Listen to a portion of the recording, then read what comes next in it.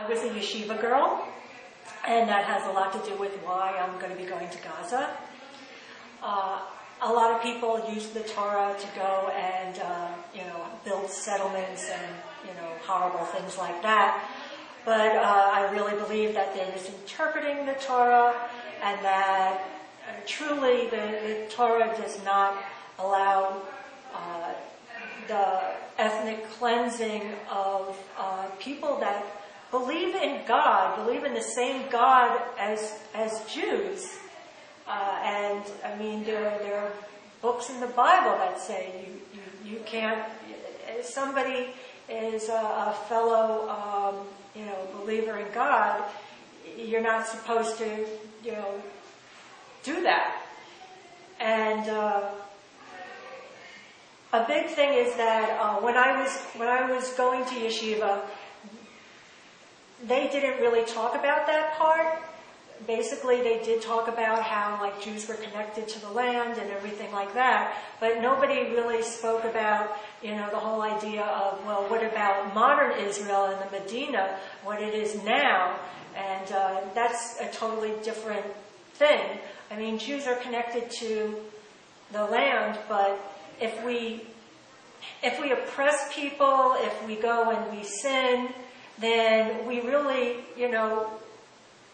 we don't have a right to be there at all, to share it with anybody, to have anybody there share it with us.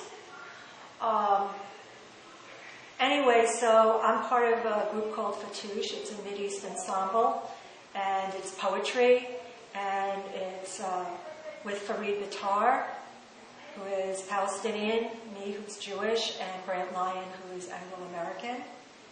And I hope to be going to the march because I feel like as somebody who believes in the Torah that I have to go and stand up for people that are oppressed. And I consider it a Chilul Hashem, a desecration of God's name, to go and have Israelis go and oppress the Palestinians.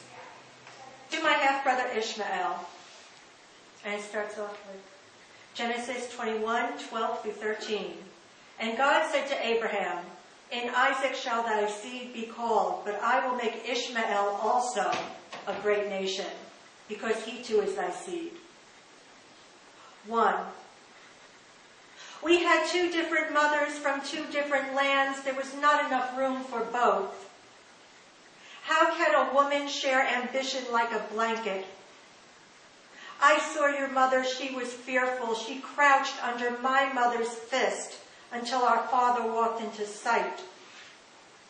When you were finally spit out like a pit, the sand was full of rocks. 2.